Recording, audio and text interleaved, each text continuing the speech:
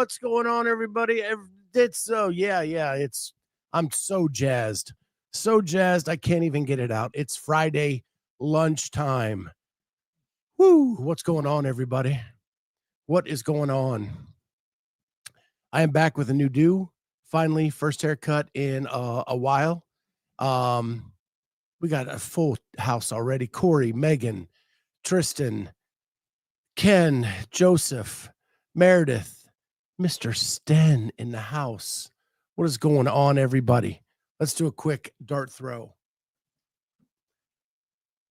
Oh, that may have been my best effort in a while. Shanna in the house. Here we go. Here we go. All right. Let's jump off quick. This happened this morning, as far as I know. That BKG made a post about the sale of CrossFit Reykjavik and his side of it. So here it is. Pretty nice post. Talks about myself and a group of my friends have purchased CrossFit Reykjavik and have officially taken over the reins. I've taken on the role of head coach, and thus far I'm enjoying it immensely. It's not all new to me to coach. Throughout my CrossFit career, I've strived to coach a few hours a week when possible. It's always been important to me to be amongst the people in the gym and feel that I am able to give a little bit back to the community for all the opportunities I've been able to have throughout the sport. Isn't that a great thing to say about the community and their support and being an athlete and having that support and now trying to give back? I think those are the key components we need to kind of move forward. He also then goes on to say that he is far from retirement. He still wants to compete. I'm missing that part, but there it is. Okay, got to scroll. That's what you got to do on a Friday. Now that I'm fast becoming one of the senior citizens in the ranks of active elite competitors, I've been weighing up what to do once I hang up my shoes. Going deeper into coaching and operating a business with some of my best friends sounds like a perfect next step for me. But rest assured, I'm not even remotely considering retirement from competition yet. While I feel great and still love everything about the process, I will keep on competing and chasing my dreams on the competition floor alongside my new role. So super cool there. Good to see him giving back to the community, being a part of the community. Really cool to, you guys are too much, man. Maybe BKG will provide water now. Maybe.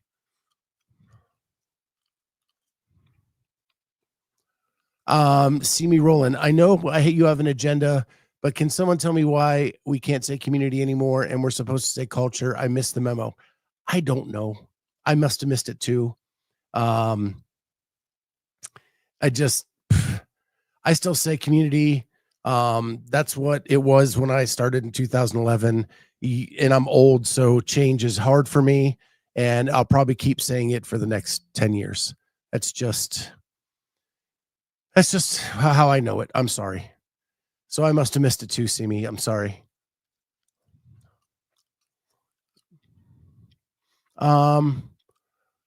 Jake is in the house. I actually have you on my agenda. If you guys did not see the head-to-head yesterday with Cait Lawrence and Claire Bays on their show, that was some of the best internet TV I've watched in a while. What a competition, right down to the very end. 1 rep difference between the two. It was really fun to watch. If you get a good competition with some fun people, it can be a fun thing. And so yesterday on Outside the Box show with Jan and Jake, that head-to-head was freaking awesome. One of the best things I saw on the internet yesterday. So go check it out.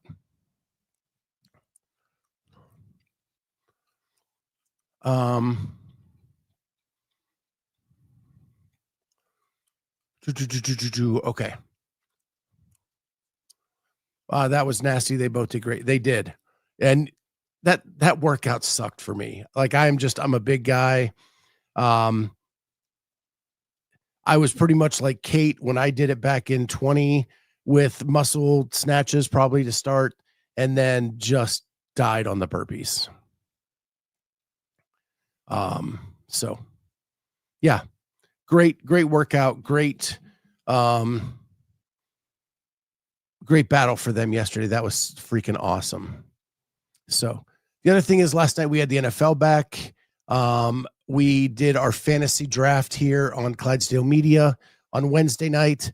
I'm already out to a big lead against Joe Vela, and super excited to go into the weekend with that league. We have a 12-team league in the Clydesdale Media universe, so it's going to be fun to keep up with that throughout the year. Super excited there. What else do we got? So much has been going on. Last night I went to Rudy Berger's house. Well, not his house, his barn. He has built a barn to be able to work out in because they're part of a community that has a very small gym, and that small gym, they didn't want to take up spots if they needed to get a workout in or whatever. So they went with some partners and bought a barn and built a little workout facility for them to be able to do some of their workouts in, so they didn't have to worry about pushing people out of the affiliate. And I went there last night, and I'm just going to share a little bit with it. It's going to be a full little video that'll come out probably in a few days. But here's a little snip of it.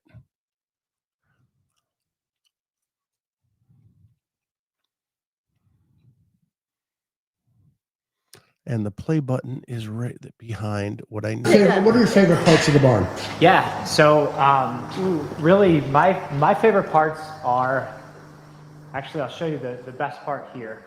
If you walk over here and take a look up above, this steel I-beam that's installed there was part of a tractor engine hoist that was originally in this barn.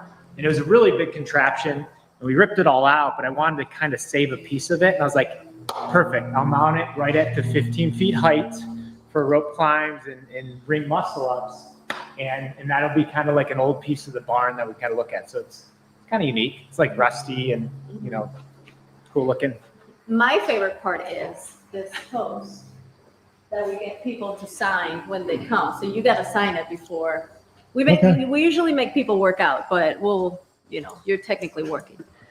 So anybody that comes and visits gets to sign the post, and it's just really cool. Some people write messages, some people talk a little trash. But yeah, the triple. I could see that. Yeah. So that is their barn. If people don't know, Rudy is a 3-time Masters age group athlete champion and podium in a 4th year. So 40 to 44, he has won it 3 different times, and he took 3rd in 2024. So 2022, 23, and 25 champion. I like the autograph post. Yeah, it's really cool. And his mentor and one of their friends is Scott Panchek. So his signature's on the post. Scott actually worked out in this barn right before the Masters games this year. They had some people come from out of town. They had someone come from Ireland, and they all worked out in the barn before the age group CrossFit games. So it's a cool little thing. And they built like a little back hangout area with some seating, a barbecue pit, a place for a bonfire. So it can be like a total hangout. And Lana Marcin actually asked me to ask about Masters camps, like training camps. And they're actually thinking about doing that, making it a place for Masters athletes to come together, train together, do little training camps. And all that's in this little thing where we talked. And I pretty much just let the camera run. We talked for probably, 45 minutes or so, walking around where I recorded. And then I just got to cut it up so that it makes sense.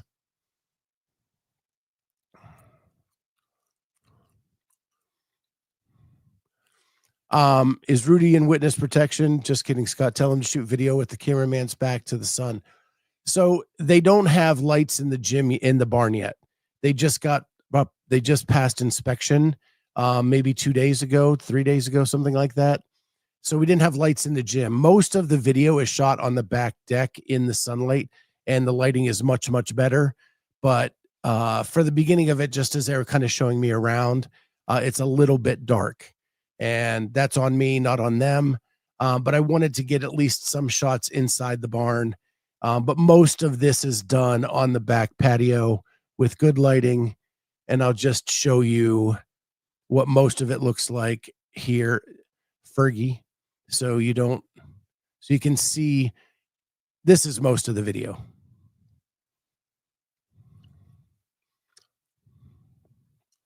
So I did take that into account, but I didn't want to miss getting some shots inside the gym before we went out and talked.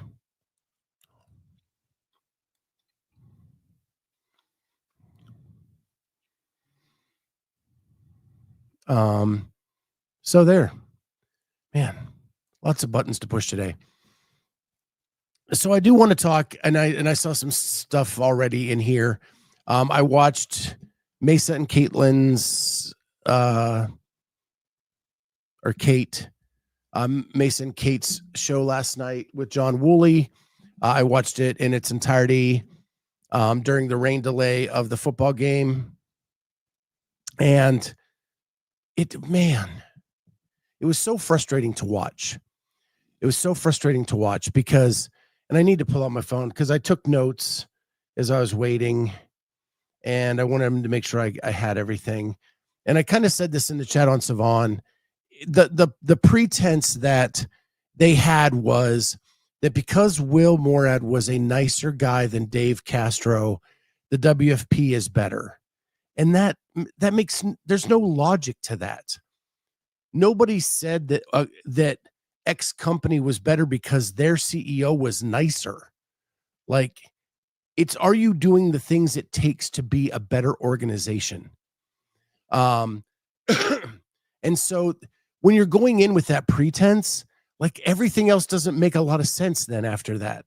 And every question to John Wooley about it was very leading. They led with their opinion, and then do they agree? Does he agree or disagree with them? And oftentimes he disagreed. I thought John Wooley handled the interview. They said it wasn't an interview. It was just a back and forth discussion, but Wooley handled it well. And he actually brought up some points that made a lot of sense to me that haven't really been said out loud. And that is that really the WFP is a farm system for CrossFit. That is what it can be at its best right now, is a farm system. Give opportunities to young athletes to see what they can do, give them competition experience, and prep them for the CrossFit Games season later. That is what they can be at their best right now.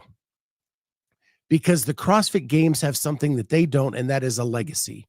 That all these kids growing up who want to be CrossFit Games athletes want to do it because Rich was awesome, because Matt was awesome, because Tia was awesome. And they want to be like that. They want to beat their records. They want to have that legacy. Champions want to go where champions are. And the WFP cannot buy that. The other pretense that really fires me up is that they believe that they're doing well for only being 3 to 6 months in, whatever it is. You had 15 years of watching somebody else do it first. You are not at ground zero. You watch these other people. All of your C-suite people were in CrossFit and experienced it. They've lived it. They've watched it and they've seen it. And they told us because of that, they were going to be better and they were going to come out and be better. And that has not happened. You can't now backtrack that, hey, we're just getting started. You're the one that came out boasting that you were going to be better. It's It is utterly ridiculous, some of the pretenses they have in these conversations. And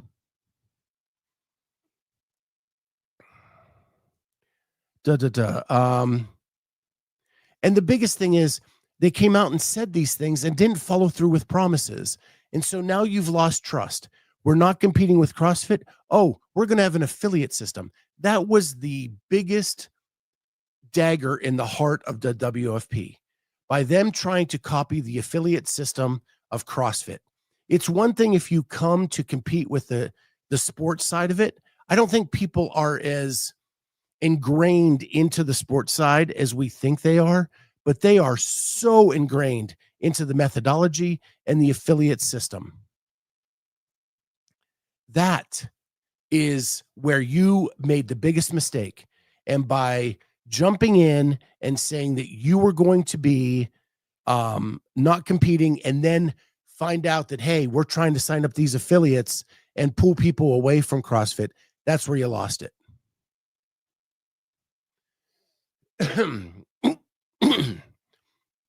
Eric Mackey, any bait and switch is concerning, but multiple times bad.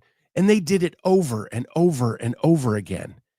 So Will can be as nice as he wants. If he's being nice with lies, you're just digging yourself a deeper hole.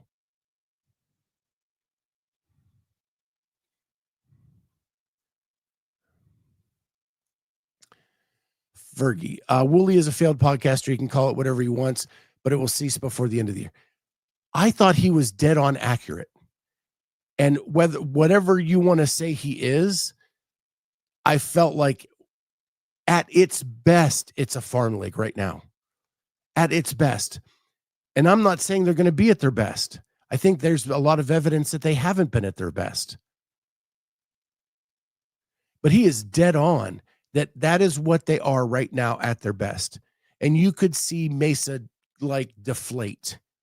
And you could see almost a light bulb go on with Cait.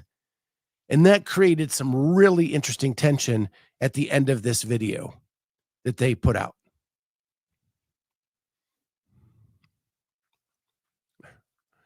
A used car smells good for a couple months when you first buy it, just like WFP. I'm not sure they ever smelled good. The execution errors are a lot. And trust me, CrossFit has done them as well. But you as the WFP have had the benefit of watching CrossFit make the mistakes first. So you shouldn't have made the same mistakes. You shouldn't have gone down the same road. It's ridiculous.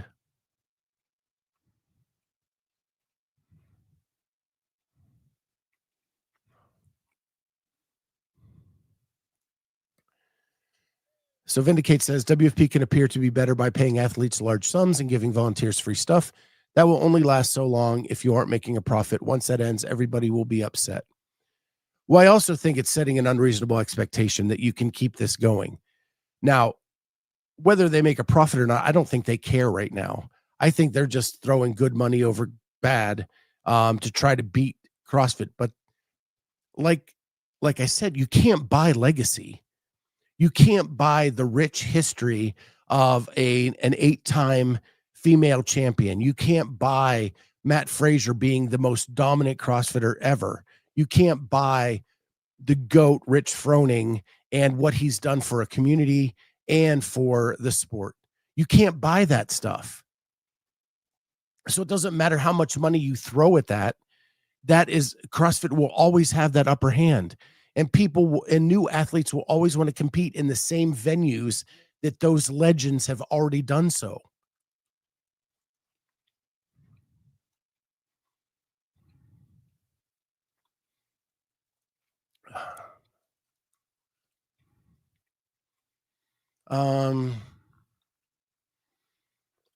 A farm league is to develop players for big leagues. WFP is where most athletes who can't win the games anymore go to have fun. Or it's for like the up and coming semifinal athletes.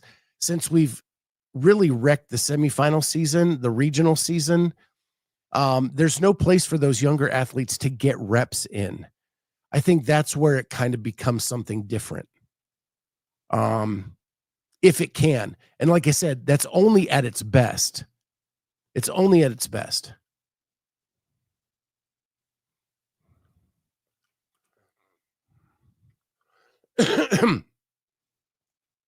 WFP needs at least 2 seasons before fair evaluation. And this is another thing. Like, everybody's so critical. Everybody's so critical. You're a new league. You want people talking about you. Now, do you want it to be for better things? Sure. But people are talking about you. You're getting media attention that most startups don't get.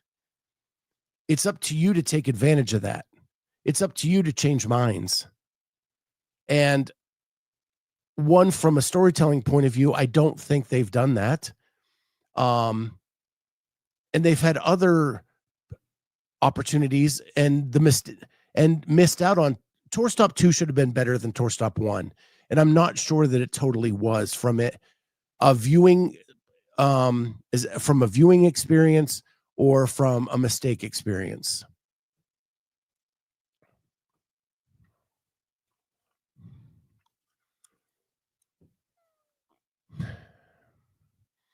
I also wanted to show this here.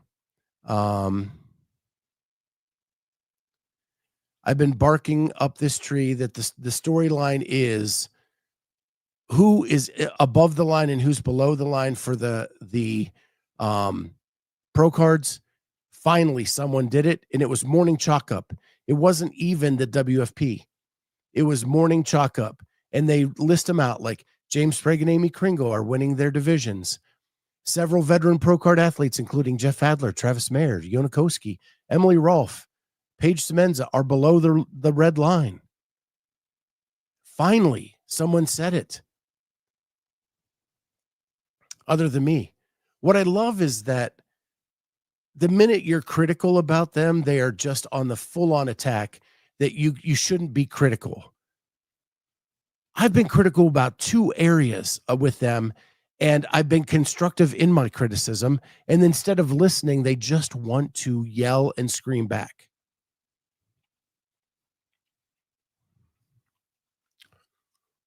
Attendance seemed lower, vendor village smaller, participation lower. How is Tour Stop 2 an improvement? I don't think it was. That's a big miss on their part.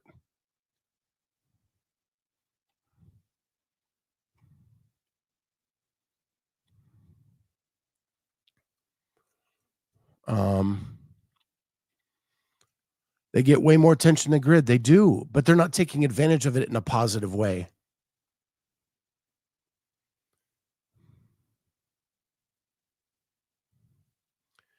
The main issue or misunderstanding is that CrossFit is not a league. It's a one single event that has qualification system in place to get the best. Anyone is welcome. That's the difference. It's okay to have different formats in a season. And I think it would have been okay if they would have just came in and competed as a sport entity to try something different. Where they pissed everybody off is when they went after the affiliates. That's where before that, I wanted to see, could a different season structure work? And they keep blowing every opportunity. And then when they went after the affiliates, then everybody was pissed.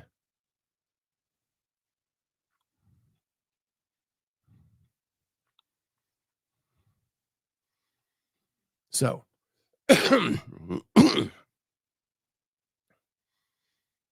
Kenneth says, no one wanted to give WFP a shot more than Scott on day one.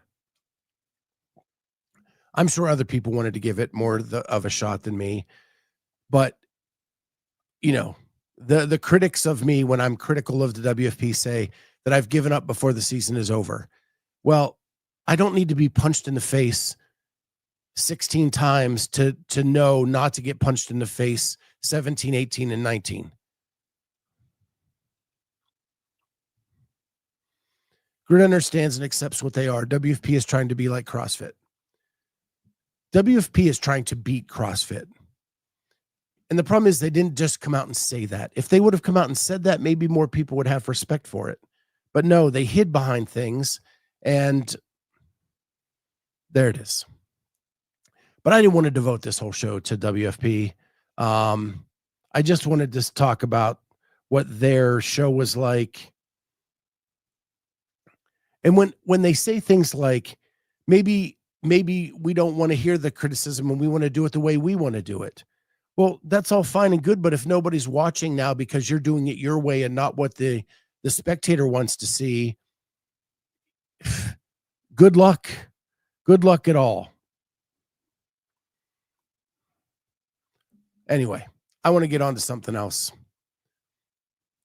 Because Rich Froning was on Coffee Pods and Wods yesterday, and Peter did an excellent job in that interview. A couple points that came out of that I knew that Rich was kind of in a I'm ready to kind of talk mode when he was on Savan a couple weeks ago. And then with Peter, he just went the whole way. So Peter asked him about his relationship with Facundo. He did say that Facundo is still on the payroll at Mayhem, but they have not talked other than a few run-ins at the games. And he called them run-ins, not like, I don't know. And they haven't texted in months, ever since the Malik situation. So I found that very, very peculiar. Peter then posed a question to him. If someone bought CrossFit and they put people like Dave in place and Dave said, hey, let's get together and talk, would you be supportive of that? And Rich said, no, it's more cut and dry than that. I would think, where were you 8 years ago, 15 years ago, to have these discussions? Which I found was very interesting. And he said, well, then who would you trust in those positions? And he said, someone from here. All of that was that last piece of the puzzle that we got the beginning of with Savan, and Peter pounded it home and got us the answers that I think we were all looking for, but almost now scared to know that is where he is at. It appears that Rich's trust in the people, either currently in position or trying to buy CrossFit, are not the people that he trusts anymore. He is done trusting them, and he will only trust the people in his inner circle. And he wants a position at the table. He just doesn't want to be the CEO.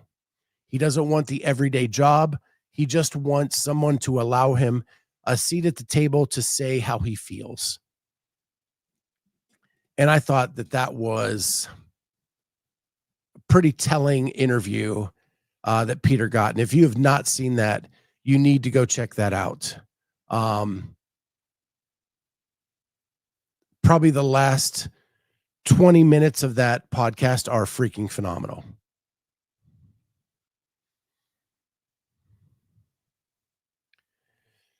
Do you think Rich is using his situation to break away from HQ? I think that Rich is making a power play to say, if you want your CrossFit, your future CrossFit to be successful, I better be involved. And we better have people in place that I trust. Yes, Jenny hit it right there. Felt like an ultimatum. If you are going to buy CrossFit and you want it to be successful, you better have me involved.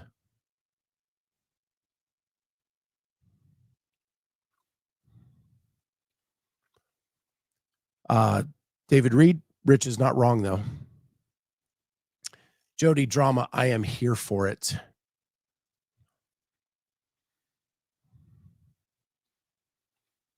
Yeah, Peter has been killing it lately. His Jason Ainsley interview and his Rich interview must see television this week.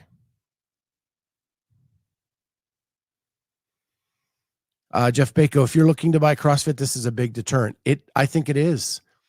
I think it's either you get on board with Rich in some way, or he is going to flex his power and make it a difficult proposition to make it successful once you're here.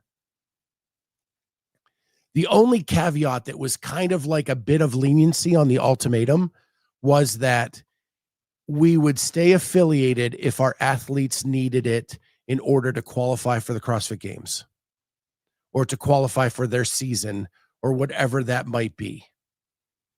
That was the only caveat of like, but he said, if we did that, you would not see the CrossFit name on the door or on the signs.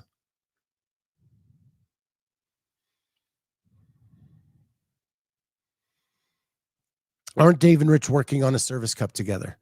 I think they can work on an event together, and maybe I don't even know if, my guess is if CrossFit's doing it any way that they've been doing lately, they just handed it over to Mayhem to run.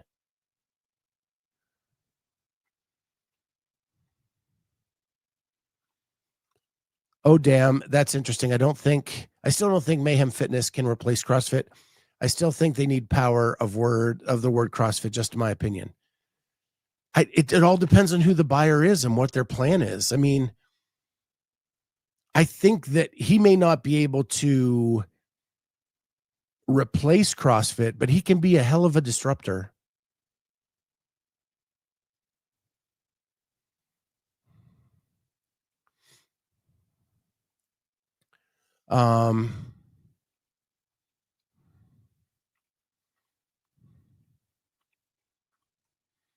How many affiliates does Mayhem have? Well, so from what I understand, and this is really just preliminary, is that they have about 1,000 official Mayhem affiliates, but 4,000 affiliates that do their programming. So they have some influence at different levels, depending on what level that affiliate has signed up with.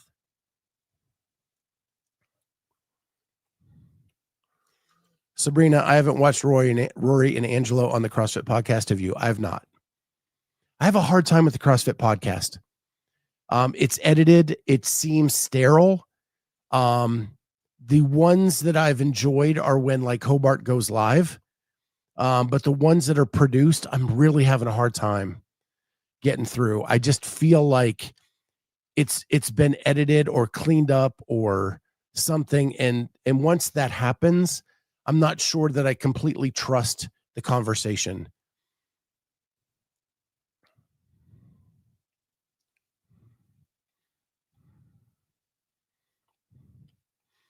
My question from it then is, what does he really want? Who in their staff does he want to be CEO?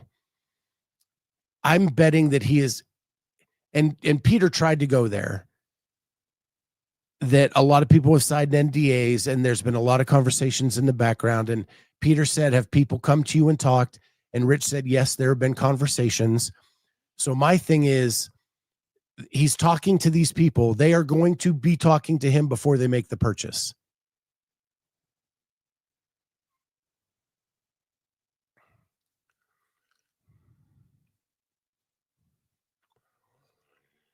Which in case then none of it matters because they are still affiliated. They are still affiliated, but yeah, I mean, it's still going to be a disruptor. And do you want Rich talking about how great CrossFit is, or do you want him talking about how great Mayhem is? I think you want probably the former.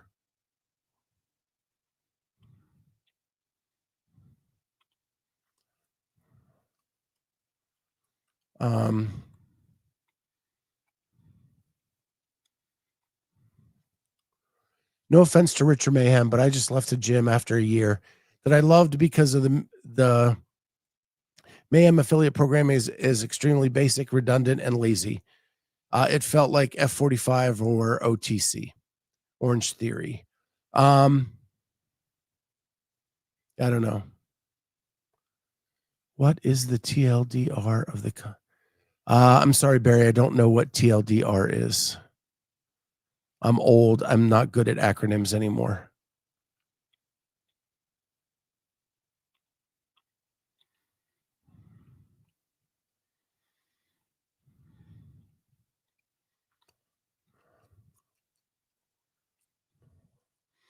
I think about the affiliates. Vindicates dead on. Only Mayhem knows how many affiliates they have, and the numbers are probably inflated.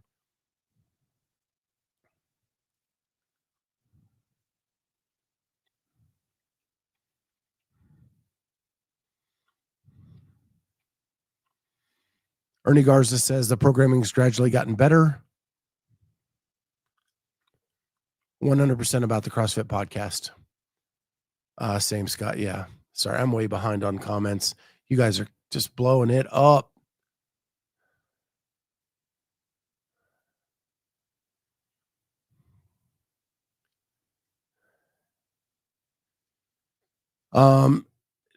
David Reed, if I was looking at the business, I'd be talking to Rich for sure. I think you have to at this point.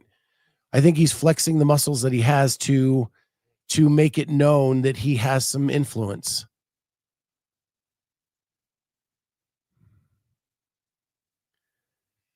If it sells to Malik, they will have more than CrossFit.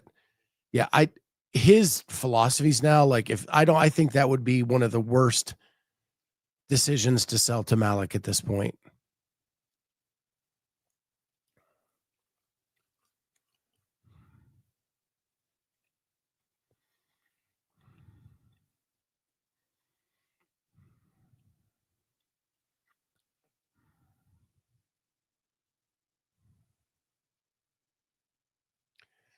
Mayhem won't make or break CrossFit. Poor management and ownership by CrossFit will end CrossFit. Well, I think that's what Rich is implying, that he's only going to pull this string if he feels the latter part of your statement.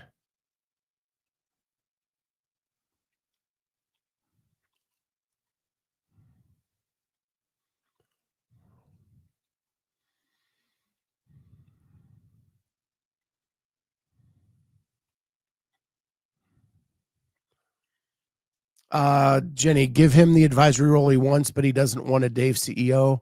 It has to be someone at Mayhem. So then who? I need that follow-up question asked. Yeah. I think that Peter tried, but that was a piece of the story that he didn't want to give up.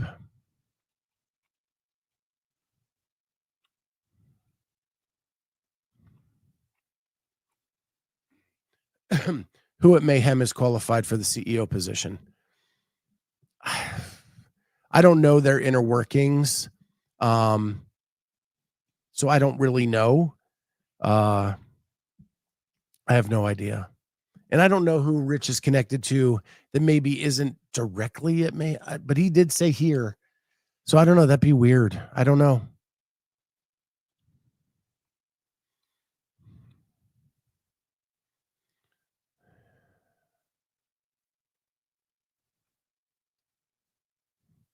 Yep. Rich said Mayhem, not Chaffee isn't Mayhem from what I know. He is not. And Chaffee was part of those Malik discussions. And so I don't know what blew all that up. We don't know. We just know that Rich did a full 180 from supporting Malik, Chaffee, Facundo, and now that's flipped 180 and he's walking it back and he's not talking to Facundo. He says that Malik's a nice guy, but not the right person for the job. And I'm assuming that will include Chaffee in that group because he was part of that group initially. I know you're asking Jenny, but I don't think Austin is CEO material. I think what Austin has done has been, he's been an awesome programmer. He's helped run an affiliate for Reebok, and he ran the affiliates for a couple years at CrossFit.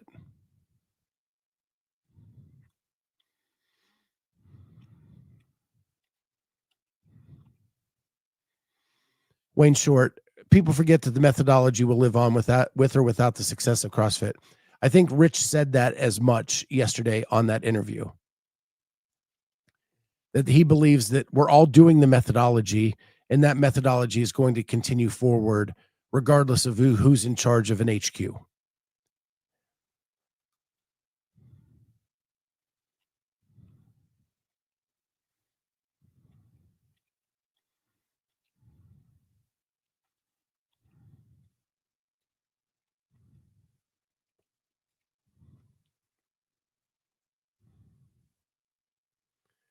I've told my clients to get ready to leave my services soon as CrossFit is being sold, and I can't possibly coach them if it's not the right owner in charge. Facundo doesn't want to be CEO, or so I've heard.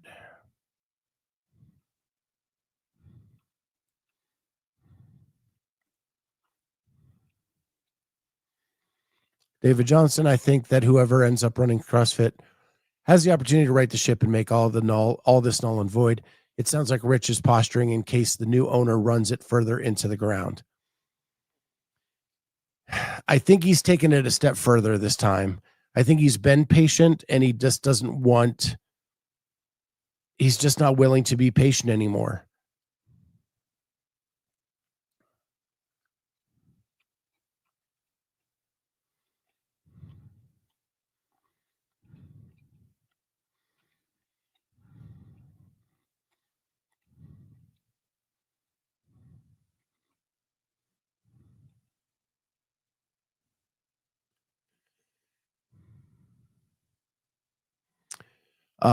Mayhem, he did mention Austin has been in almost every role within CrossFit.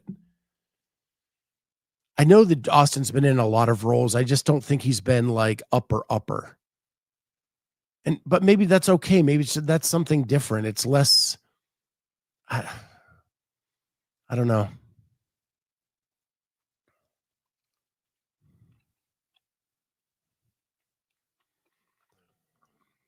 Barry says that Austin has worked at HQ for 15 years. That's a little bit misleading because a lot of that time was on seminar staff. Austin ran his own Reebok One affiliate in, I want to say Boston, him and Spencer. And then they had the ham programming with him, Spencer, and Hobart. And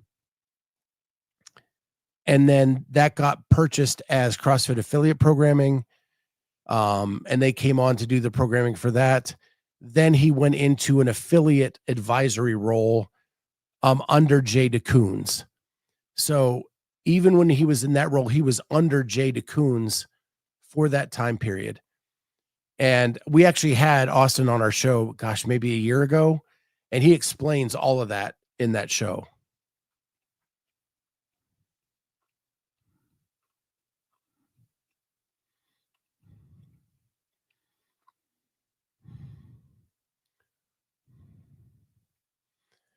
We need another podcast with Rich for Jenny's follow-ups. We do.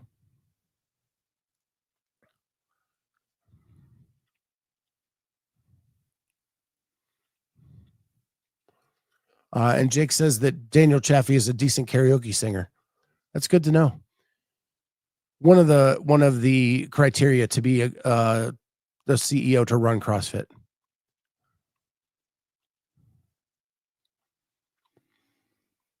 Isn't the CEO just the face? The board makes the real decisions. It all depends on the structure. Sometimes the CEO is a tiebreaker in board votes, which could give them a little bit more power, but it's all how you structure your board and how much power you give the CEO.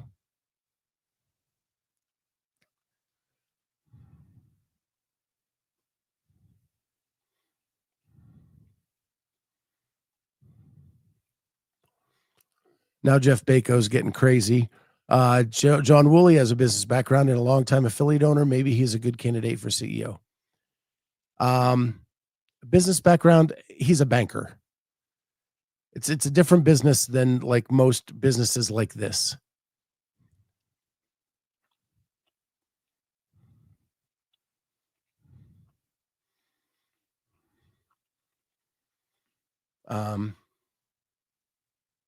So anyway, I found that fascinating.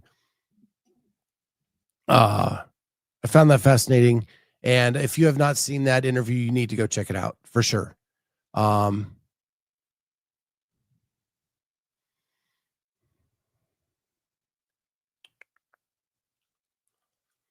So there. In a few months, they can probably just have ChatGPT as the CEO. It's my fear that we may already be heading down that road, David. I can't believe, like, where I work, how much they use ChatGPT. We're not allowed to use ChatGPT. We have to use other AI functions, but Like they're promoting using AI where I work now. And I hate it. It is so bad at writing what we have to write. Oh,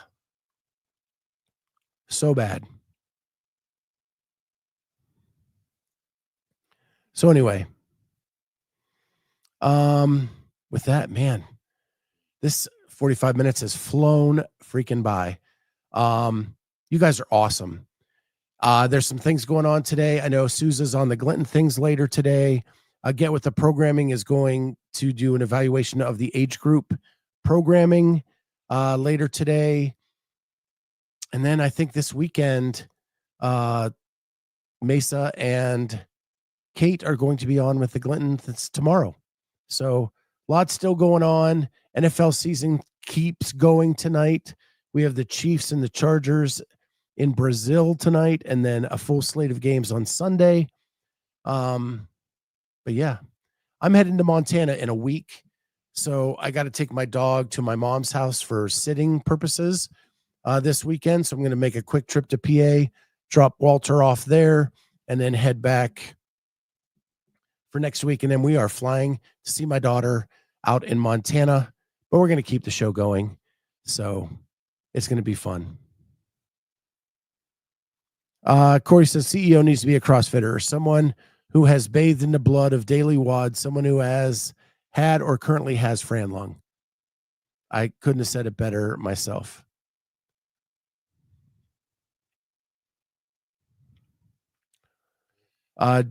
Joseph Ramirez, if it's artificial, it isn't intelligent. If it's intelligent, it isn't artificial. Amen, brother. Walter for CEO. He's a son of a bitch, man. I'm telling you. I don't think you'd want him. If you think Dave Castro is a prick, Walter is way worse than that. Joseph Ramirez, Mesa isn't going to survive the comment section with the Glintons. She is.